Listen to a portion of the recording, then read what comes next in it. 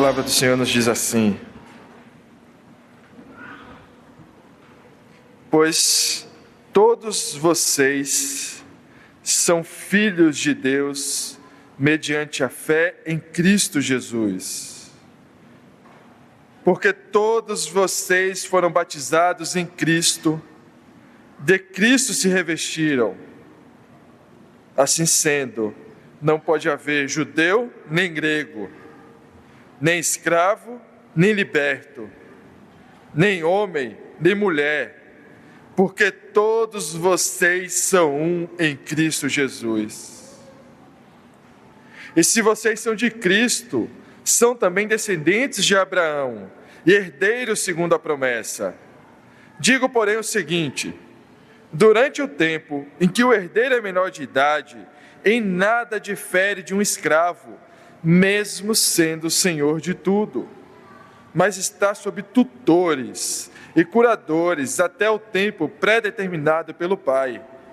Assim, também nós, quando éramos menores, estávamos escravizados aos rudimentos do mundo. Mas quando chegou a plenitude do tempo, Deus enviou o seu Filho, nascido de mulher, nascido sob a lei, para resgatar os que estavam sob a lei, a fim de que recebêssemos a adoção de filhos. E porque vocês são filhos, Deus enviou o Espírito de seu Filho ao nosso coração, e esse Espírito clama: Abba, Pai. Assim, você já não é mais escravo, porém filho, e sendo filho, também herdeiro por Deus. Oremos. Obrigado, Senhor, pela Tua palavra. Clamamos pelo Teu Espírito que em nós habita, para que Ele nos mostre o Senhor Jesus Cristo através desse texto. Sabemos das nossas dificuldades, por isso te clamamos, nos ajuda nesse momento. Em nome do Senhor Jesus. Amém. No princípio, criou Deus a terra e olhou para ela na sua solidão cósmica. E disse Deus: façamos criaturas do barro, de modo que o barro possa ver o que fizemos. E criou Deus todo ser vivente que agora se move, e um deles era o homem. O barro só podia falar como homem. Deus se inclinou e se aproximou quando o barro, como homem, se sentou, olhou para ele e falou: qual é o propósito disso tudo?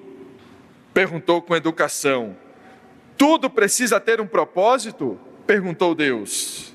Com certeza, respondeu o homem. Então, deixe-lhe a tarefa de pensar em um propósito para tudo isso, respondeu Deus e foi embora.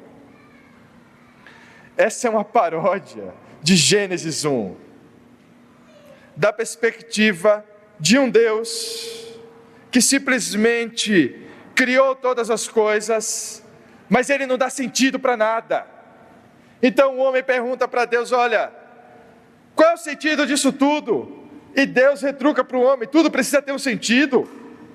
E o homem diz para Deus: sim, claro, tudo precisa ter um sentido. Então é tarefa de vocês dar um sentido para isso tudo, porque a minha função foi apenas criar e não dar sentido para as coisas, não dá sentido para a vida, não dá significado para tudo que existe. E é interessante que essa é exatamente a nossa luta, é a luta de toda a razão debaixo do sol, é dar sentido para o mundo, é dar sentido para a vida, é dar significado para as coisas, para as nossas realizações, para os nossos atos, para as nossas ações. Essa é a luta de toda a razão debaixo do sol, essa é a luta da nossa vida. Por isso as pessoas vivem no mundo fabricando seu próprio sentido, já que elas não encontram um sentido último nas coisas, elas fabricam o seu próprio sentido, elas fabricam a sua própria razão, elas fabricam o seu próprio significado, dentro de um mundo interior que só quer dizer significado e sentido para ela mesma. Mas é interessante que essa não é só a luta das pessoas que estão fora da igreja. Essa também é a luta dos cristãos. Essa é a nossa luta.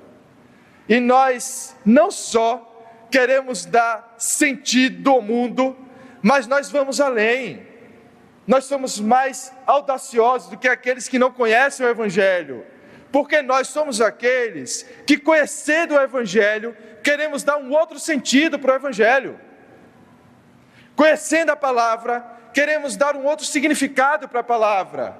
E por isso queremos fabricar um outro Evangelho, uma outra palavra, um outro Deus, uma outra vida cristã, um outro tipo de igreja, um outro tipo de cristão.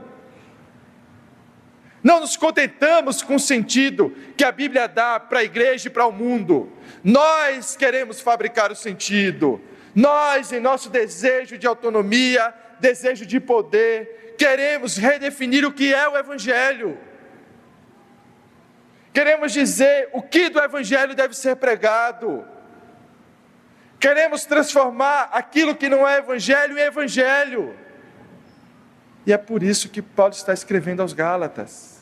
Se você lembrar como esse capítulo 3 começou, Paulo diz: ó Gálatas insensatos, quem vos enfeitiçou? Como vocês, conhecendo o Evangelho, passam agora para um outro Evangelho, que na verdade não existe, é um falso Evangelho. Como vocês, conhecendo o verdadeiro Evangelho, o sentido do verdadeiro Evangelho, querem agora fabricar um outro sentido, uma outra coisa. Como é possível que vocês façam isso? Como é possível que vocês conheçam a palavra, conheçam o sentido de todas as coisas, e ainda assim queiram um sentido que você determina? E Paulo tem feito isso, como nós estamos vendo nos últimos sermões, de maneira nada delicada. Paulo não está preocupado em dizer assim: se eu escrever assim vai ser duro demais.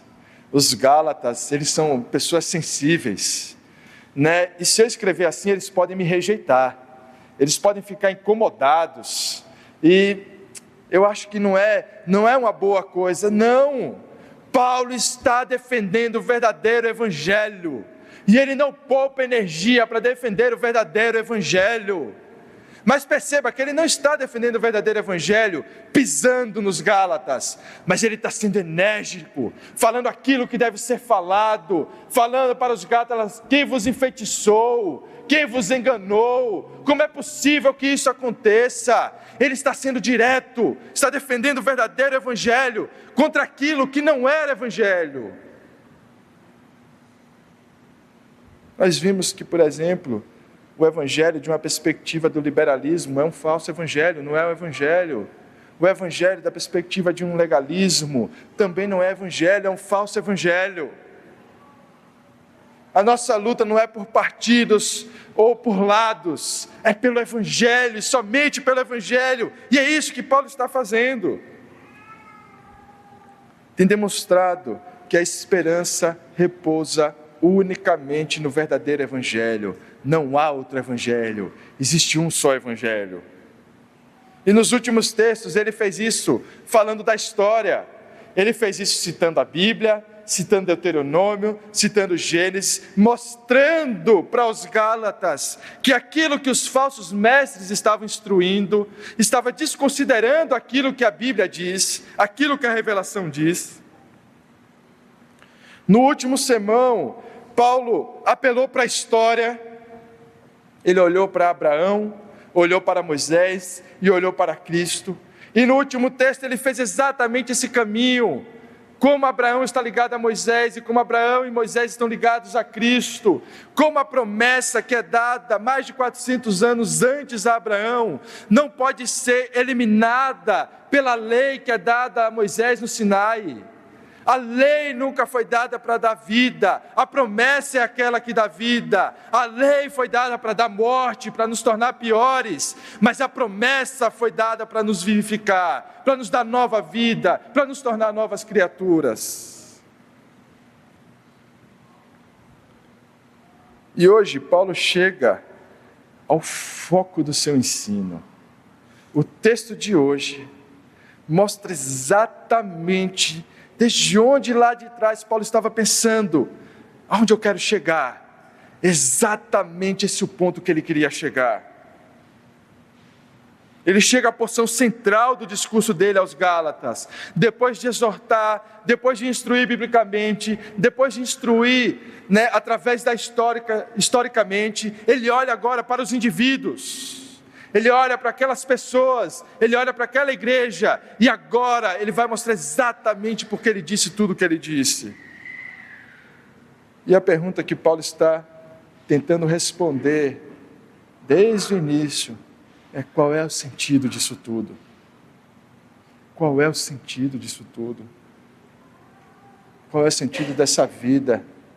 Não só qual é o sentido dessa vida, qual é o sentido desse mundo, qual é o sentido de uma igreja, qual é o sentido do batismo, por que fazer essas coisas, por que eu saio da minha casa e preciso estar aqui no domingo de manhã, sentado, ouvindo a palavra, cantando junto com pessoas que talvez eu nem tenha tanta afinidade, por que eu preciso estar aqui, qual o sentido de tudo isso? Para tentar responder isso, nós vamos dividir o nosso texto de hoje em 4 partes. Nosso texto de hoje está dividido em 4 pontos. Primeiro ponto, dos versículos 26 e 27, nós temos o primeiro ponto que é a fé. Versículos 26 e 27, a fé. Versículos 28 e 29 formam o nosso segundo ponto, a união. Versículos 28 e 29, a união. No capítulo 4, versículos 1 a 3, nós temos o nosso terceiro ponto, a escravidão. Então, capítulo 4, versículos 1 a 3, a escravidão. E capítulo 4, versículos 4 a 7, o nosso quarto ponto, a adoção. Então, a fé, a união, a escravidão e a adoção são os nossos 4 pontos de hoje. E o texto que abre essa porção do discurso, o versículo 26, que abre a porção do discurso de Paulo, é exatamente o centro do ensino de Paulo. Então imagine o seguinte, tudo que a gente estava falando até agora, aponta para esse versículo, e tudo que a gente vai falar depois, aponta para esse versículo também. Então imagine esse versículo 26 no centro, tudo que foi falado antes aponta para ele, e tudo que vai ser falado depois aponta para ele. Nós falamos de fé, promessa e lei, apontando para o versículo 26, e depois dele nós vamos falar de fé, promessa e lei, também apontando para esse versículo. Então os dois lados apontam para o versículo 26. Então o que diz esse versículo 26? Pois todos vocês são filhos de Deus mediante a fé em Cristo Jesus. Pois todos vocês são filhos de Deus mediante a fé em Cristo Jesus. Se a gente lembrar o que Paulo está dizendo até agora, se a gente lembrar o sentido que Paulo está apresentando do Evangelho até agora para os Gálatas, é um sentido que repousa apenas no Evangelho. E para Paulo, o Evangelho não é um conjunto de leis. Para Paulo, o Evangelho não é um conjunto de normas. Para Paulo, o Evangelho não é uma ideologia.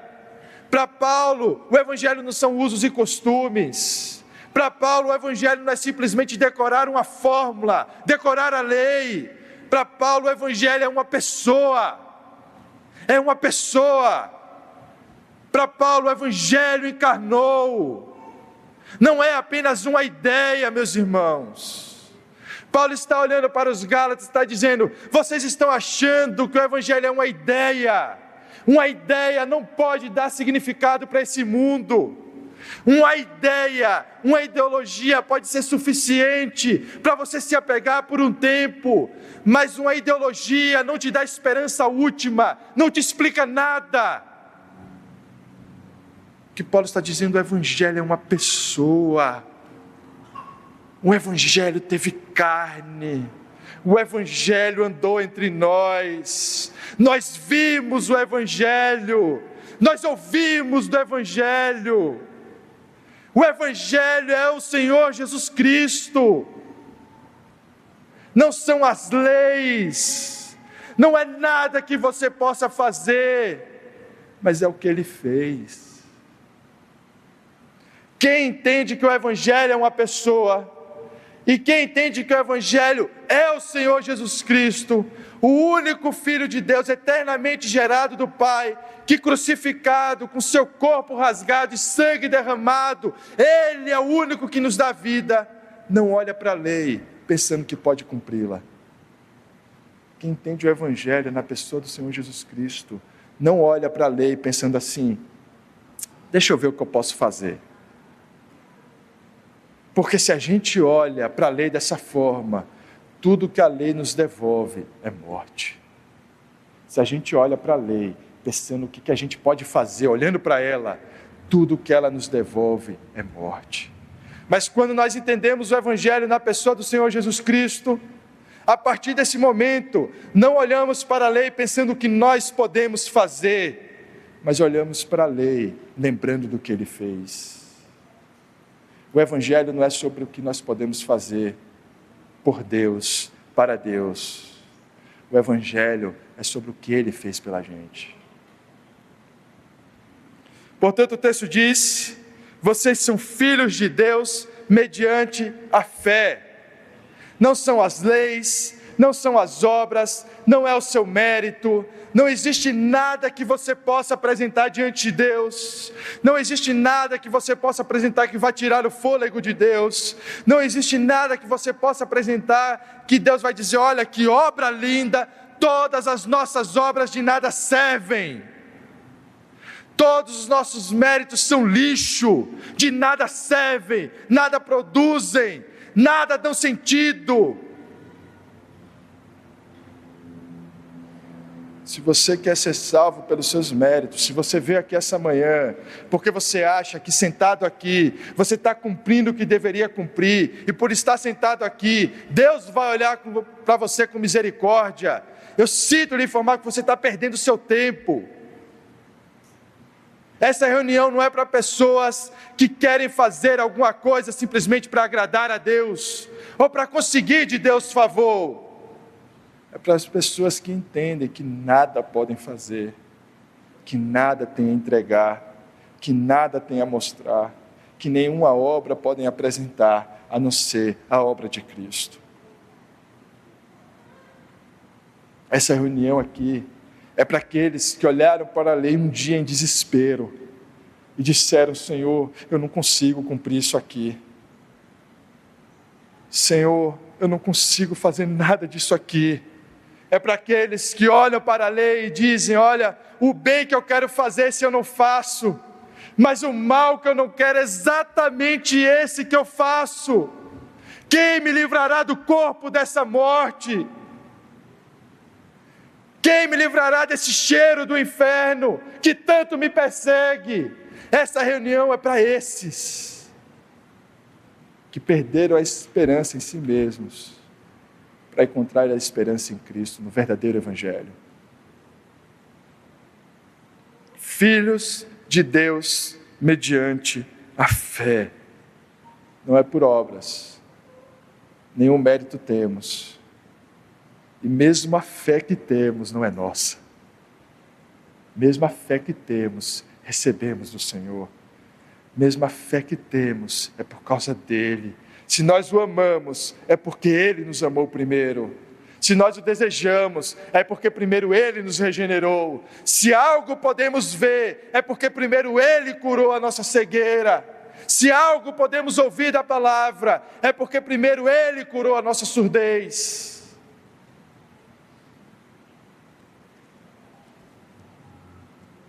Os filhos de Deus são aqueles que, mediante a fé, perderam toda a esperança em si mesmos e encontram esperança só no Senhor.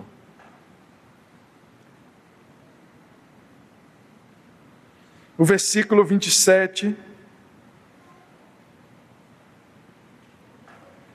nos mostra Aonde essa fé leva?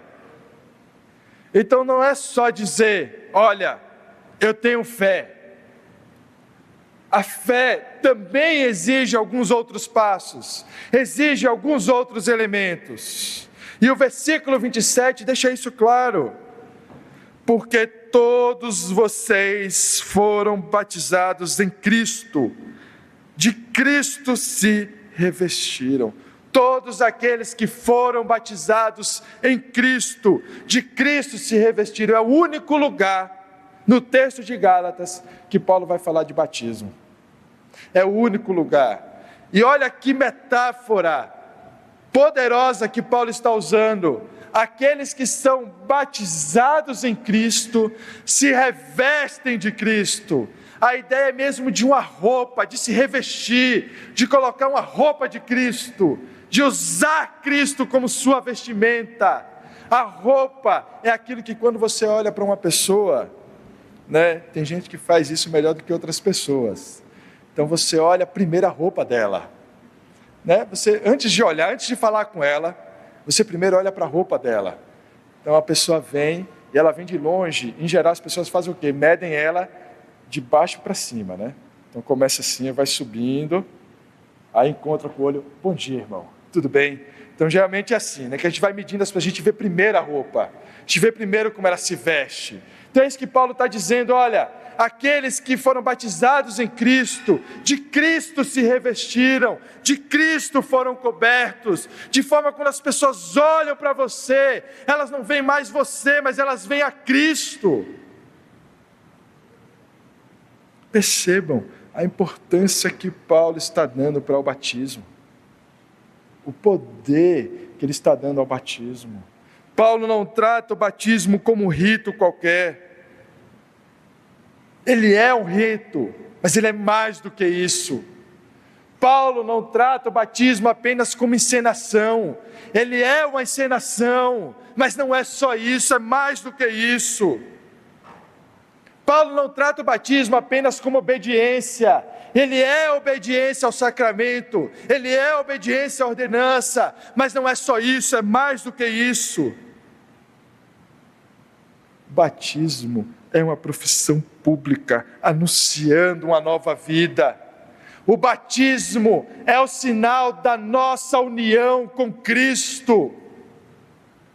O batismo é o anúncio de que não são os nossos méritos, mas são os méritos dele.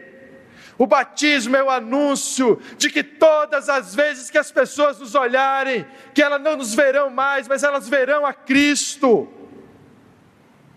O batismo é o símbolo que nos diz, Senhor, que não mais viva eu, mas que o Senhor vive em mim. Senhor, que não mais as minhas roupas me sirvam, a não ser que eu seja revestido de Ti, Senhor. É o anúncio de que nada mais importa nesse mundo. É o anúncio de que nenhum significado nesse mundo importa, a não ser que estejamos revestidos de Cristo. É uma confirmação para a igreja, um compromisso de que agora por diante vamos viver uma vida diferente. E não é uma vida que vai dizer apenas assim, em meus passos o que faria Jesus. Não é apenas isso, não é apenas a imitação nesse sentido, em meus passos o que faria Jesus, mas é uma vida constantemente lembrando o que Ele fez por nós. Todas as vezes que o batismo é administrado, todas as vezes que a ceia é administrada, nós lembramos aquilo que Ele fez por nós, sem que nós nem tivéssemos algum mérito. E não só aqueles que estão sendo batizados são alimentados, mas a igreja que testemunha dos irmãos professando a sua fé e descendo as águas do batismo, também são alimentados, também são edificados, porque o Senhor está presente, o Senhor governa a sua igreja, e todos aqueles que são batizados são revestidos de Cristo, e nós podemos ver isso. Nós podemos ver uma mudança de sentido na vida das pessoas. Nós podemos ver uma mudança de significado. nós podemos ver uma mudança de reino, porque agora nós não vemos apenas a pessoa nas suas vestes, mas olhamos para elas revestidas de Cristo.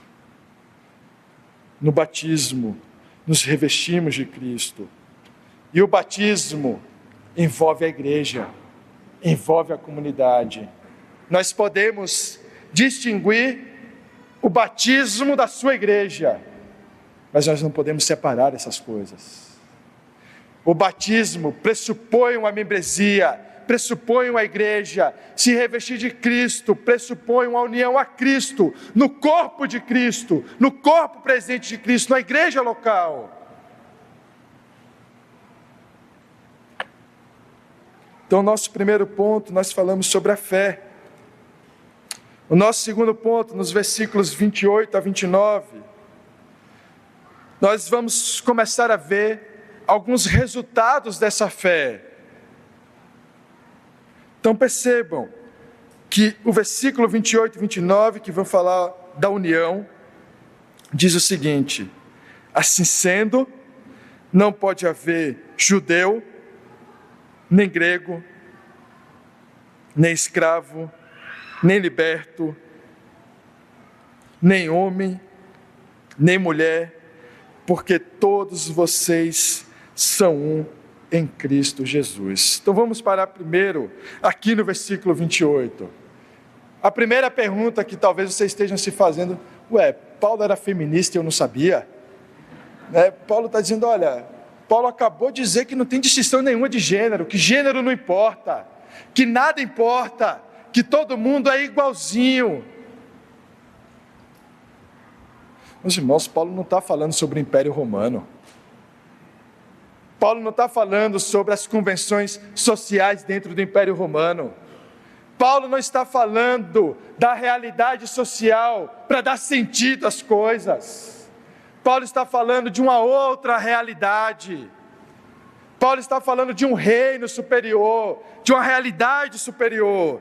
Paulo não estava aqui sendo um revolucionário, lutando contra as convenções sociais, embora a sua declaração naquele período, ela fosse revolucionária socialmente também, porque as mulheres, por exemplo, eram tratadas como se nada valessem, e a declaração de Paulo tem um sentido social assim, de afirmar, não importa se você é homem ou mulher, mas Paulo não está querendo reformar as convenções sociais do Império Romano. Paulo não escreve isso para mudar o Império Romano. Paulo escreve isso para dizer, nada do que você é nesse mundo, nada do que você é nessa existência, nada do que você é na vida presente é realmente o que você é. Nada do que você representa aqui dá sentido para a sua vida. Não importa se você é escravo ou é livre, não importa se você é homem ou é mulher, não importa a sua distinção de gênero entre homem e mulher, ou de etnia entre um judeu e um grego, ou de estado social entre um escravo e livre. Nada disso define a sua identidade. Nada disso pode dar sentido para a sua vida. Nada disso é quem realmente você é. Nada disso te descreve. Porque diante do Senhor, todas essas diferenças são apagadas. O que Paulo está dizendo não é para a igreja agir com todo mundo como se não existisse nenhuma diferença, como se a igreja se tornasse de repente daltônica a ponto de não enxergar a cor da pele de alguém, ou como se a igreja tratasse mulheres como homens e homens como mulheres. O que Paulo está dizendo é que existe uma realidade superior, onde todas essas convenções não importam, todas elas são apagadas, todas elas não significam mais nada, porque todos aqueles que são revestidos de Cristo, não mais se identificam como nada, mas apenas como aqueles lavados pelo sangue do Cordeiro. Não mais essas convenções importam. Por isso, meu irmão, as pessoas na igreja que tantas vezes adentram essa igreja, que é uma expressão do reino do Senhor, é aquilo que representa aquilo que vamos experimentar, pelo menos em parte, no reino dos céus.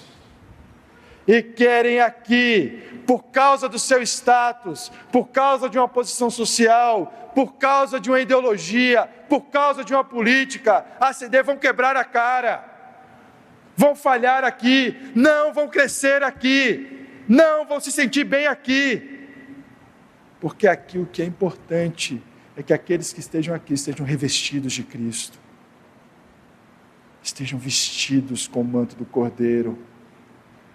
Aqueles que foram mergulhados, não foram mergulhados apenas em água, mas foram mergulhados no sangue de Cristo, para viver uma nova vida, onde todos se identificam como filhos do Senhor Jesus. O que Paulo está dizendo é que existe uma realidade superior. O que Paulo está dizendo é que tudo nesse mundo vai passar. Tudo nesse mundo vai passar. Tudo nesse mundo vai acabar. Tudo aquilo que a gente ama hoje, tudo aquilo que a gente usa para dar sentido para a nossa vida hoje, vai passar. E quando restar, a única coisa que sobrará é a palavra do Senhor. O seu trabalho, aqueles que amam o trabalho e que se identificam com o seu trabalho vai passar, meu irmão. O seu status nesse mundo vai passar. O seu gênero nesse mundo, se você é homem ou mulher, isso vai acabar, vai passar. Todas essas coisas vão passar. Todas essas coisas vão se encerrar. Por isso, nada disso pode te definir de forma última. Nada disso pode dar sentido último para a sua vida, porque todas essas coisas vão passar.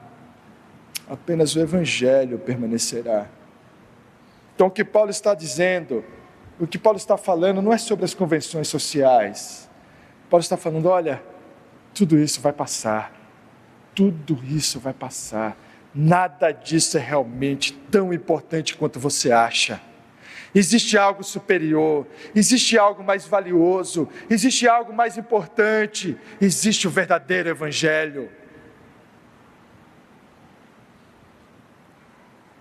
E o versículo 29 diz: e se vocês são de Cristo, são também descendentes de Abraão e herdeiros segundo a promessa.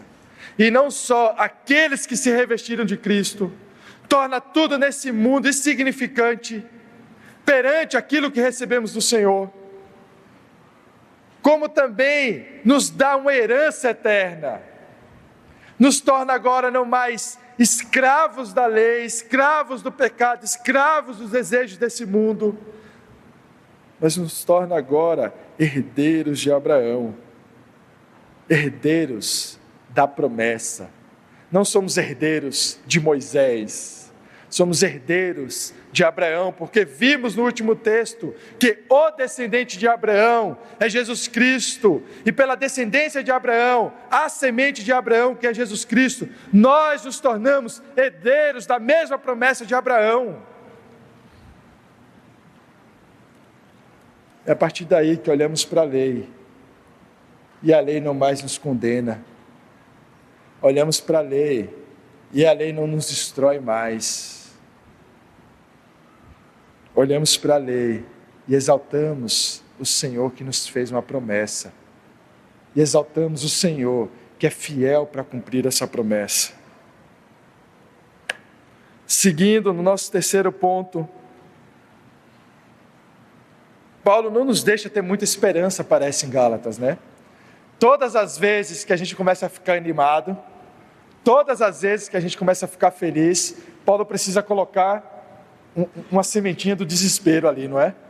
Então agora sim eu sou herdeiro de Abraão, filho do rei, né? Vou colocar um adesivo no meu carro, filho do rei, né? Porque agora eu sou herdeiro da promessa. Mas Paulo vai dizer aí no capítulo 4, digo porém o seguinte: durante o tempo em que o herdeiro é menor de idade, em nada difere de um escravo. Então, Paulo podia ter deixado essa, né? Paulo podia ter deixado um pouquinho de esperança em Gálatas aqui, né? Mas olha, vou dizer isso aqui, vocês são herdeiros. Mas no tempo que são menores de idade, os herdeiros não tem nenhuma diferença de escravo. Tu não se anime muito, mesmo sendo senhor de tudo, mas está sob tutores e curadores até o tempo predeterminado pelo Pai. Assim também, nós, quando éramos menores, estávamos escravizados aos rudimentos do mundo. Paulo está olhando para os cristãos, olha, quando nós somos menores de idade, nós somos tantas vezes escravizados pelo mundo, porque somos herdeiros, mas não temos consciência, não temos capacidade de discernir aquilo que temos recebido das mãos de Deus, não temos condição de entender aquilo, a grandiosidade daquilo que o Senhor nos tem dado. Por isso, quando o herdeiro é menor de idade, ele fica sob a autoridade de um tutor, até que o tempo adequado surja, até que nós possamos compreender a nova realidade, até que nós possamos entender o sacrifício de Cristo, até que nós possamos entender a promessa. Antes desse tempo apropriado, nós estávamos escravizados sobre o domínio desse mundo. Meus irmãos, uma coisa que tantas vezes a gente ignora, especialmente como cristãos, é a capacidade que nós temos de dar sentido para a nossa vida com outra coisa que não seja o Evangelho. Não é à toa que Calvino vai dizer, por exemplo, que o coração do homem é uma fábrica de ídolos. Por que ele diz isso? Porque nós queremos dar sentido para a nossa vida com qualquer outra coisa que não seja o Evangelho. A nossa guerra com Deus, a nossa luta com Deus, a nossa batalha com Deus, é uma batalha para que o sentido seja o nosso sentido e não dele, para que o Evangelho seja o nosso Evangelho e não dele. E tentamos de todas as formas possíveis encontrar qualquer coisa que possa dar sentido, que não seja o Evangelho. Porque o verdadeiro Evangelho, meus irmãos, o verdadeiro Evangelho, ele nos dá paz última. Ele nos dá uma paz última, uma paz eterna, mas ele não nos dá descanso nesse mundo. O verdadeiro Evangelho nos dá uma esperança última, uma esperança em Cristo Jesus, uma esperança nos méritos de Cristo Jesus, mas o Evangelho nunca te dará paz nesse mundo, nunca te dará repouso nesse mundo, nunca te dará descanso nesse mundo. Esse mundo não foi feito para os filhos de Deus descansarem, esse mundo não foi feito para os filhos de Deus repousarem, esse mundo não foi feito para que os filhos de Deus se identifiquem com Ele. Esse mundo foi feito para que a gente não encontre descanso. A lei foi dada para que a gente não encontre descanso. A lei foi dada para que a gente não possa ter nenhuma esperança em outra coisa que não seja o Evangelho. Nós ignoramos a nossa capacidade de, uma vez compreendendo o Evangelho, voltarmos à escravidão, aos rudimentos desse mundo. Nós ignoramos a nossa capacidade de, como os Gálatas, sermos enfeitiçados por esse mundo e procurarmos nele sentido, nele as coisas que precisamos, esperar do mundo aquilo que só Deus pode nos dar. Mas Paulo também nos dá esperança. Bem que seja no finalzinho, mas ele dá esperança. O nosso quarto ponto, a adoção, se encontra nos versículos 4 a 7. Mas quando chegou a plenitude do tempo, Deus enviou o seu Filho, nascido de mulher, nascido sob a lei, para resgatar os que estavam sob a lei, a fim de que recebêssemos a adoção de filhos. Primeiro ele diz: mas quando chegou a plenitude dos tempos, quando chegou o ápice dos tempos, então Paulo não parece muito otimista com relação aos avanços culturais. Paulo diz: olha, esse aqui é o ápice dos tempos, o que vem depois é ladeira abaixo, né, como a gente pode ver. Então a gente chega ao ápice, que na vinda de Jesus Cristo, depois de Jesus Cristo, meus irmãos, as coisas não tem como melhorar. Esse mundo não tem como evoluir. Esse mundo não está chegando a um estágio superior. Esse mundo não está avançando para uma evolução, especialmente uma evolução moral de qualquer outro aspecto. Portanto, quando chegou a plenitude dos tempos, Deus enviou o seu Filho, o único, gerado eternamente de Deus, mas também filho de uma mulher. Por que é necessário afirmar essas duas coisas? Por que é necessário que aquele que é enviado é filho de Deus? E por que é necessário afirmar que aquele que é enviado é nascido de mulher? Porque sem isso não tem evangelho. Sem isso não existe evangelho. Sem isso não existe esperança.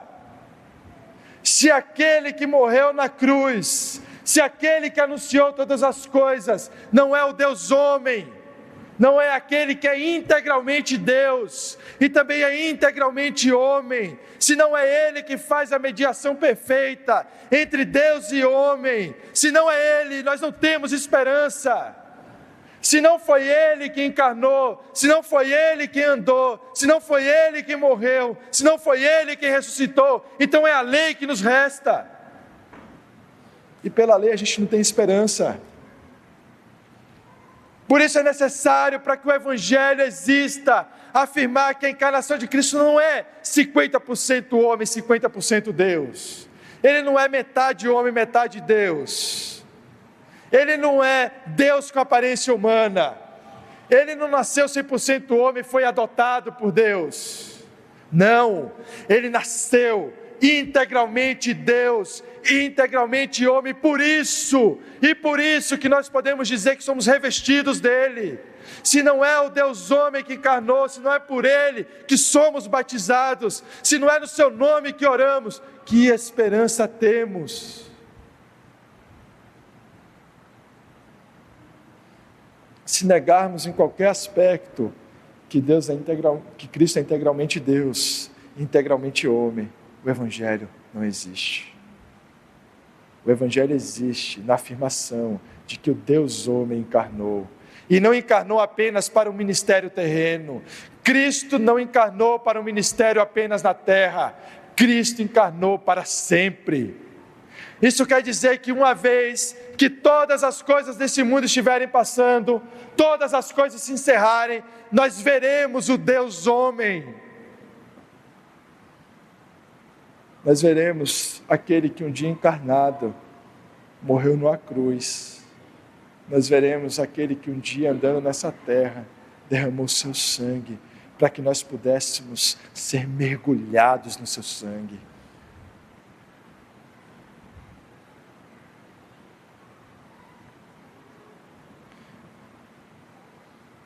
E essa obra de mediação é a obra que nos resgata da lei e nos adota como filhos. Cristo vem para nos resgatar da lei e para nos adotar como filhos.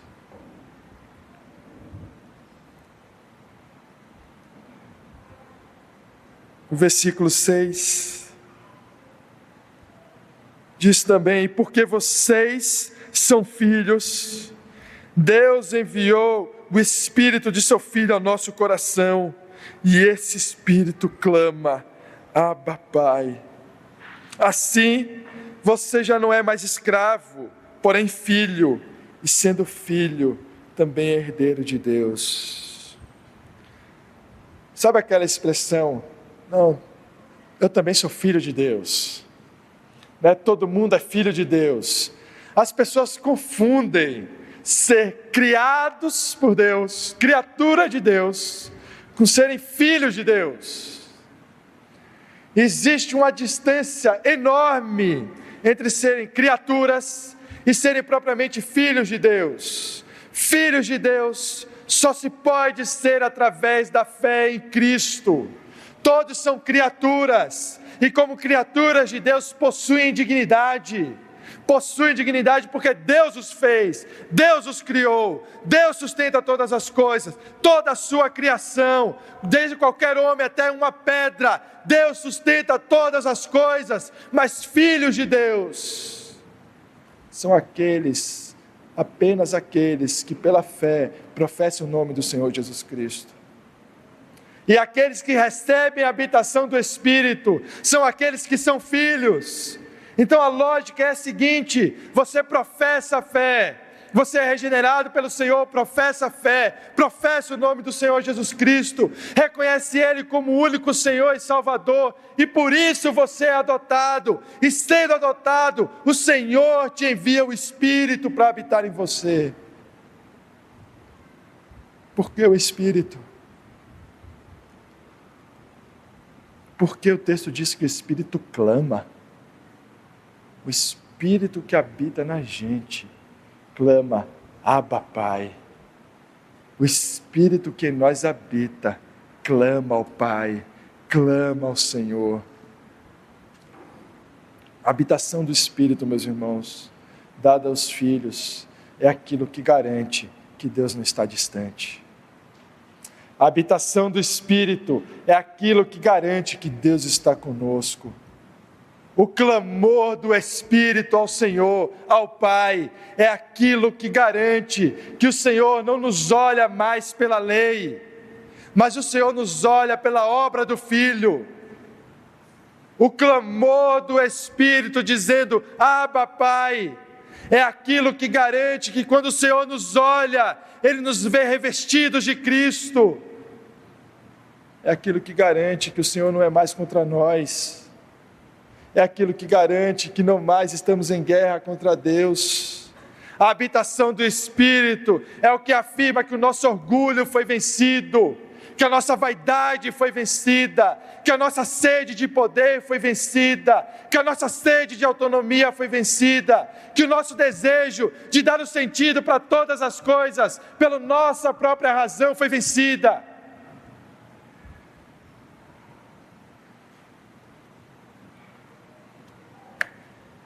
Nós começamos esse sermão dizendo que Paulo está tentando responder a pergunta: qual é o sentido da vida?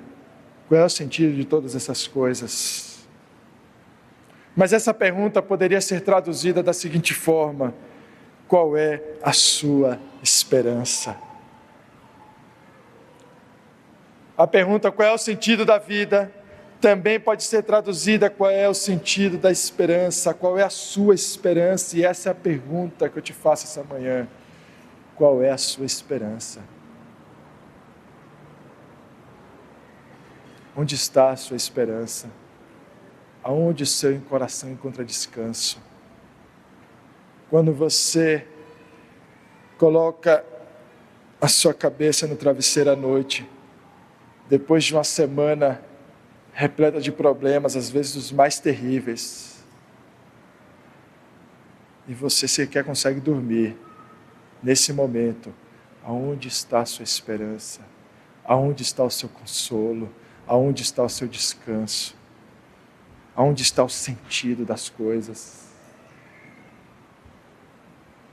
Será que nós temos conseguido ver além das nossas circunstâncias? Será que nós temos conseguido olhar para esse mundo, além do nosso próprio umbigo, além da nossa alegria, além dos nossos desejos materiais, além das nossas profissões, além das nossas famílias, além das raças, além dos gêneros, além de tudo? Será que nós temos conseguido olhar para esse mundo além dessas coisas? Aonde está a sua esperança? Você está vivendo, professando a sua fé, mas vivendo no mundo como se Deus não existisse? É impressionante como muitas vezes nós falamos uma coisa, mas fazemos outra. Nós anunciamos um discurso, às vezes até professamos a fé publicamente, mas os nossos atos demonstram o contrário. Falamos que somos cristãos, mas vivemos como se Deus estivesse morto, como se Deus nada tivesse a dizer, como se Deus estivesse distante, como se em nada Ele interferisse. Vivemos inclusive como se milagres não fossem possíveis.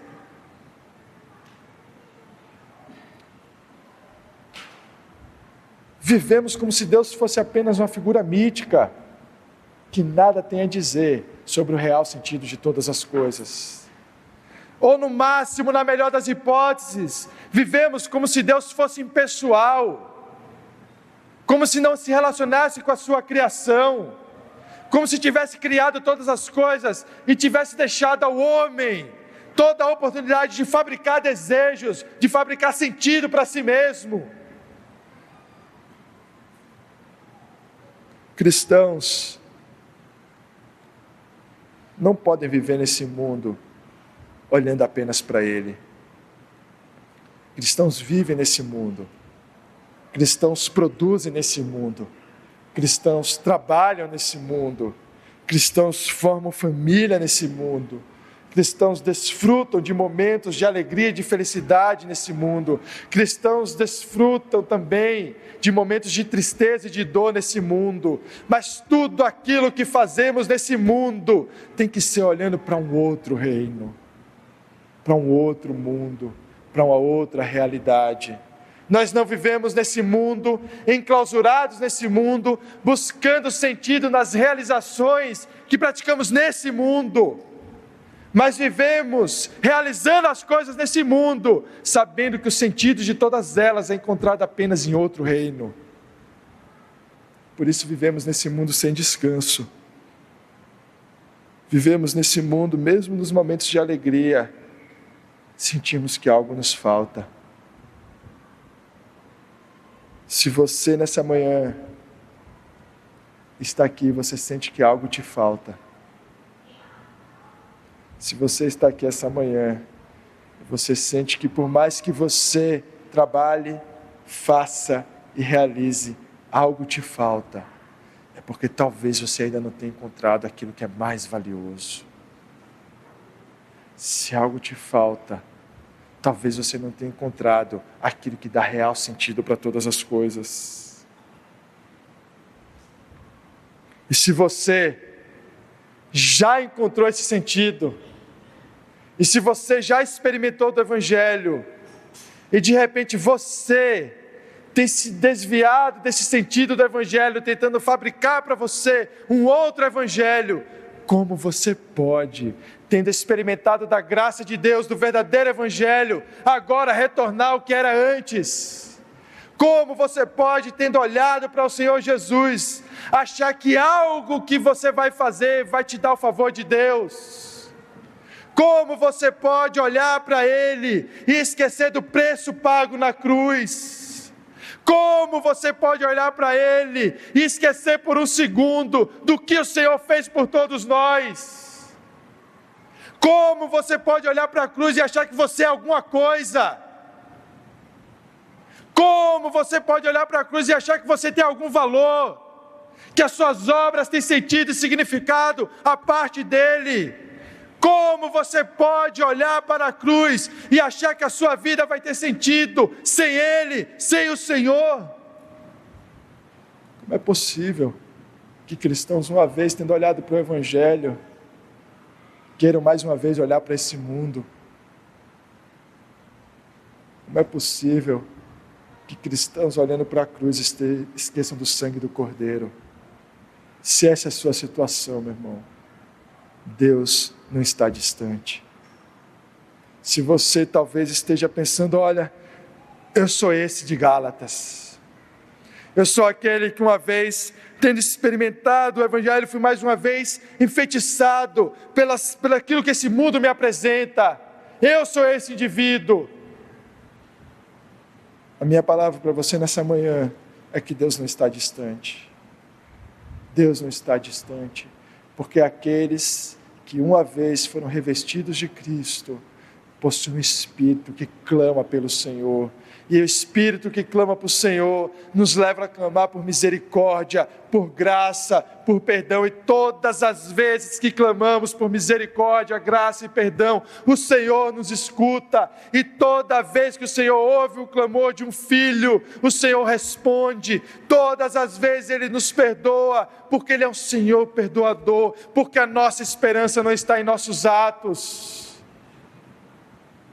mas a nossa esperança está apenas no verdadeiro Evangelho. A nossa vida está apenas no verdadeiro Evangelho. A nossa vida está apenas na nossa união com Cristo. Não mais as coisas desse mundo são importantes, mas a união com Cristo é aquilo que temos de mais valioso. É por Ele que temos esperança. É porque o Senhor que um dia encarnou, o Senhor que um dia chamou pecadores à sua mesa, nos chama também à sua mesa, nos chama a estar com Ele, nos chama a nos revestir dEle, e nos chama a amá-lo, não por uma vida, mas pela eternidade. A nossa esperança está no Senhor que vive, a nossa esperança está no Senhor que nunca passará. A nossa esperança está no reino eterno. A nossa esperança está no reino celestial. Nada nesse mundo pode nos dar esperança, meus irmãos. Nada nesse mundo pode nos dar esperança. A nossa esperança está apenas naquele que vive, que um dia foi morto, mas que vive. E por isso nós estamos aqui e clamamos: Senhor, nos dá graça. Senhor, nos dá misericórdia. Senhor, eu nada posso fazer, mas o Senhor tudo fez por mim. Senhor, as minhas mãos estão vazias diante de Ti, mas ainda assim, tudo eu recebi das Tuas mãos. Senhor, eu nada posso Te entregar, mas o Senhor tem me dado tudo. Vamos orar, meus irmãos.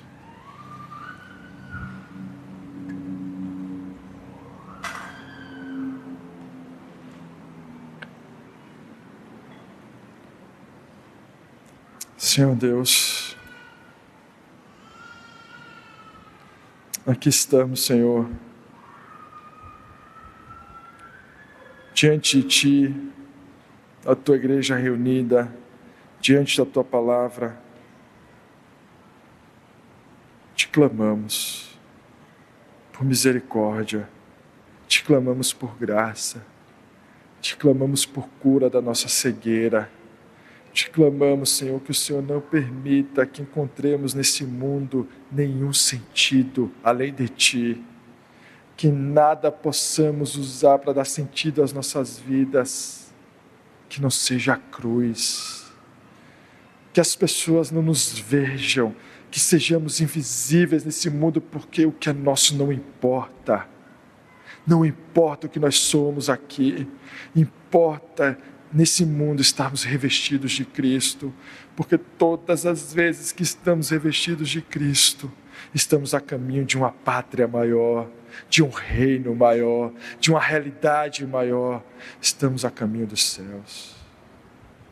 Não nos permite, Senhor, encontrar nenhum significado nesse mundo, nenhum sentido fora do Teu Evangelho.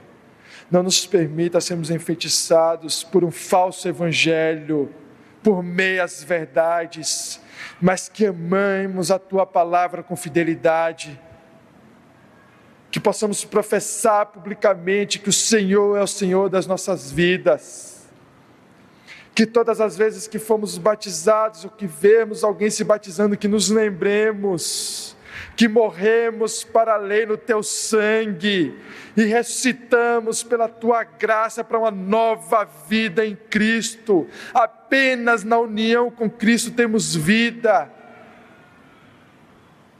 Não nos deixe esquecer dessas coisas. Sabemos que o nosso coração tenta a todo momento esquecer aquilo que o Senhor fez, tentando trocar aquilo que o Senhor fez por aquilo que nós podemos fazer. Senhor, marque em nosso coração e nossa mente a cruz, de tal forma que todas as vezes que abrirmos os olhos dia após dia, vejamos a tua cruz em nossa frente. Esse é o Evangelho da cruz, é o Evangelho do Cordeiro crucificado, mas também é o Evangelho do Cordeiro que ressuscitou, é o Evangelho do Rei sentado no seu trono, que um dia, e essa é a nossa esperança, quando todas as coisas passarem, estaremos diante do Senhor. Não nos deixa desviar desse caminho, nos sustenta, nos dá fé, em nome do Senhor Jesus. Amém.